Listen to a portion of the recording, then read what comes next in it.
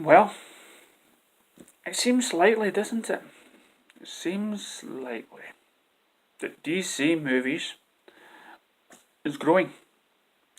Apart from all the fears and scaremongering and clickbait articles saying the DCU is finished and everything else, even though we know that there is a lot more films in the works. And for all those haters out there, they may speculate the DC movies don't make as much money as Marvel's do. When was making money an issue? When was making it's as long as you enjoy the film? With Marvel's movies after Infinity War, unclear on how they're going forward, bringing out something like 3 movies, supposedly a year. DC plans to rival that with its upcoming movies from Jacqueline Phoenix the Joker, version Suicide Squad, Birds of Prey, Harley Quinn movie, Shazam, it's just, and Steven Spielberg's now coming in and putting his hands to Black Hawks. So it seems that DC is far from over. And I'll read a wee article that can't remember who this is from.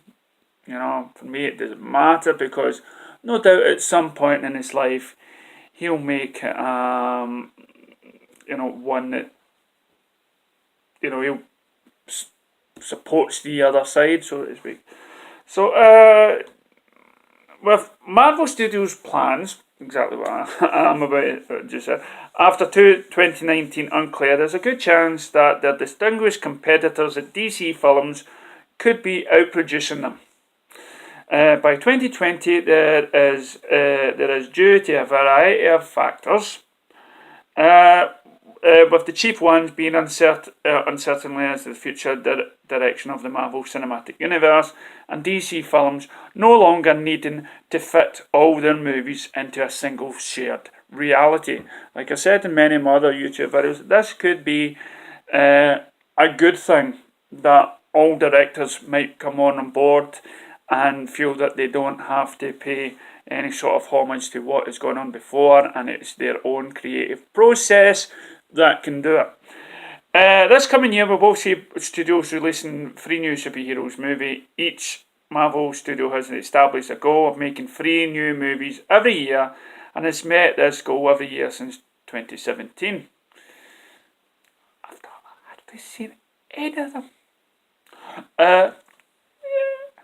2017, DC Films will match them for the first time in 2019, an accomplishment entirely due to Warner Brothers' recent decision to start releasing movies set outside of the shared reality, commonly called the DC Extended Universe. That means along with Shazam and Wonder Woman 84, there's the standalone Joker and Elseworlds story set outside the universe, started with Man of Steel. See, DC is doing something that is brave. They're taking a risk that the audience will know that this film isn't connected to the universe, and once the general public sort of understand that, then DC can go anywhere it wants. By contrast, DC Films has multiple movies in various stages of pre-production that are scheduled to start shooting in 2019, with the likely release in 2020 Birds of Prey, The Batman, The Flash, Green Lantern Corps, and more are all in the running, addition and being unhobbled by their need to adhere to a single continuity. DC Film has also been blessed by Warner Brothers' decision to allow for more low-budget productions, which this seems like an odd thing to count as a benefit in these days of superhero blockbusters. There are 2 chief benefits apart from lower budgets: allowing for more films overall, less competition for all the important summer release dates, and less pressure on the filmmakers to recoup the studio's investment. Wham! Okay, that to me is excellent news. right? Because see, if you think about it, most of the low budget superhero movies, I mean, I don't know how Logan was low budget or Deadpool was low budget, or films like that stature that was made outside the box of what is expected of a superhero, and the fact that for a low budget doesn't mean anything. It just means there's more emphasis on story. It's like your black and white movies. There's more emphasis in telling a great story, apart from just over flooding it with special effects. And by low budget, that means the directors get an easier time. They can, pan it out. They might even be more interested in doing a trilogy of films instead of just one, and saving the sequel or the third part to be more of the expensive one. With low budgets, you can probably test the waters before expanding it to the big one. So this is, for me, a great move. And not only that, we will get characters from the DC that aren't big, and because they're not well known or something like that, like The Question and stuff like that, there is more risks that Warner Brothers will be willing to take to expand it. I mean, we've all seen the banner of Warner Brothers. We've all seen that big picture with all the hundreds of characters of DC lined up. It's say for Hawkman, for instance, that could be done in low budget. We could have the sort of origin story museum and stuff and whatnot, or like this Venom movie that's coming out from Sony, whatever. It doesn't need to be heavily.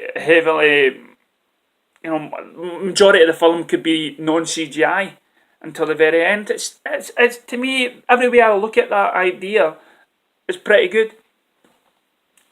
The upcoming Birds of Prey movie is a prime example of how DC Films' new approach could enable them to overtake Marvel Studios and output.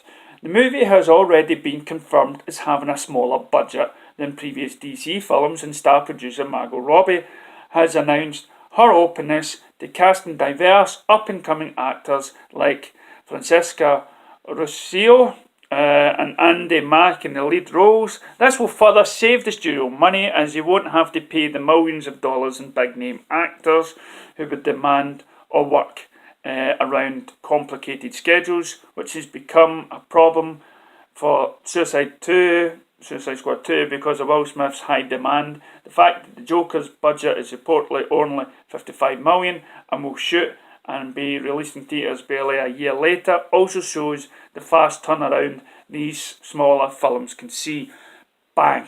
Okay, now what I hate is actors, right, that demand a lot of money. I give a lot of respect to people. And Henry Cavill, decent guy, right? But will he be asking for more for a Man of Steel?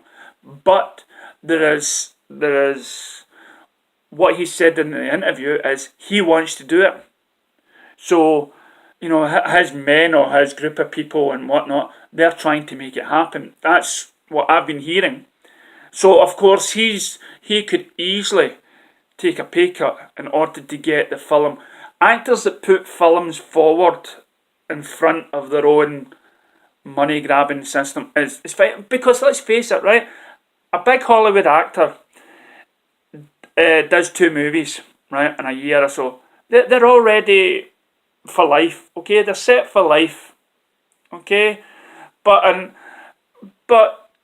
there'll be more demand for, and to be honest, you want to do all your big parts when you're young, yeah, and then you can, when you're older, do less films for more money or whatever it is. But when you're young, you want to be the Sylvester Stallone, you want to be the Arnold Schwarzenegger, you want to be a name of your generation. So you've got to take that pay cut. And unfortunately, I'm really starting to feel for Ben Affleck's Batman, he's just gone through a bad time mentally, thanks to all those haters out there and stuff, and also his personal life with his wife and everything else, going into rehab and stuff. So there is very less likelihood that we'll have a Justice League 2 anytime soon. As I say, they've got to set aside what direction should the Justice League genre take, because it was hurt tremendously bad, and it was due to Warner Brothers on meddling. It was their own fault, the thing with it. But in the meantime, as I say, with these new people behind the scenes, they can get these, these films, these cheaper movies done, and build up interest of that universe and take our time. So that's why I always make a video saying, yeah, we may not get a Snyder Cut, people, right? Not for so many years or whatever, right? But let's stop banging on about it too much and just start appreciating what we've got, because the more we bang on about something, the more obsessive we can become, and the more hateful and everything else. We've got to appreciate sometimes what we have. And let's face it, the Justice League film was still an enjoyable film. It may not have been the movie that we wanted, but why hammer it into our own minds, this obsession? We can do it willy-nilly. We can send letters to the studios and whatnot. We can send, right? But let's not get all hung up about it, okay? Let's not the more we put hate out there, the more it gets passed around, and then it will become the coolest thing to do. It's just post hate for the DC.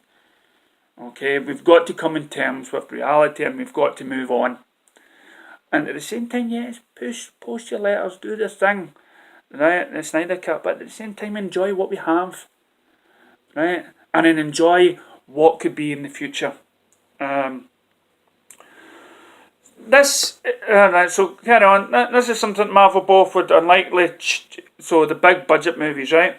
This is something that Marvel both would be unlikely to chase, and also can't. As a big part of the Disney machine, every MCU movie releases with considerations for Star Wars, Disney Animation, Pixar with their live action remakes and original priorities, and whatever the Fox deal brings increases to 4 may be infeasible. Warner Brothers brand ecosystem isn't as tight, offering more release spots. Wasn't too sure in that paragraph. I'll need to get back to that at another time and read that. Right, ironically, that has been tradition seen as DC Films' greatest weakness in the past could prove to be the greatest strength in the new environment, freed from the need to make all their films conform to a single shared universe. DC Films can utilise their existing catalogue of characters with greater variety. That's what I've said. This in turn could help to attract more auteur filmmakers who wish to have more creative control, which I've said. More control over their projects, and big name actors who are uninterested in becoming tied down to a multi-film franchise. Time will tell the tale, but comic fans can be sure of a lot more movies from both DC Films and Marvel Studios as time goes by.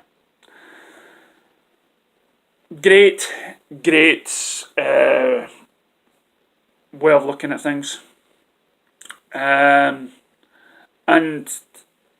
the pressure that are on these actors. Okay, we've all seen reactions to some of these stars like Jason Momoa, who also defended Justice League at the time, and he wasn't listening to all the news that was coming about Justice League. He enjoyed it, he'd seen something, and now Henry Cavill's having to make something about his moustache, right? It bothered my missus and stuff like that, but we've got to stop nitpicking films. We really need to stop nitpicking, because the more we nitpick something, the more we will convince ourselves we didn't like the movie. Why can't we not just go to the movies, be entertained for an hour and 30 minutes and walk away? I tell you why, because we're fans, we're obsessed. We are obsessed. I have statues up there. Wonder Woman, Batman, all costing about £100 odd. You'll see my statues in my earlier YouTube videos if you're ever interested. You know, and I'm buying, I'm thankful it's coming to an end after 100 books, the DC Ego Moss collection. And I've having to, after that, I have to stop. After Aquaman statue, I've had to stop. I've had to take a break from my passion to concentrate on some of the more important things in life. And you already know what the most important things in life are. And it's not about movies, and it's not about our DC. This is a hobby. This is the stuff that makes us happy. If it starts making us resent and post negative comments about actors and actresses and roles, and being some form of coloured racist because an alien is an orange or whatever and black, then we know we have a problem. We know our obsession is taking control. And as I said in my other DC videos, we can be positive. We can be better. We can set an example to all the other fan bases out there. Okay, but it's up to you guys and girls to chill. And I appreciate the stuff that we're going to get. Okay? Yeah, thanks for watching.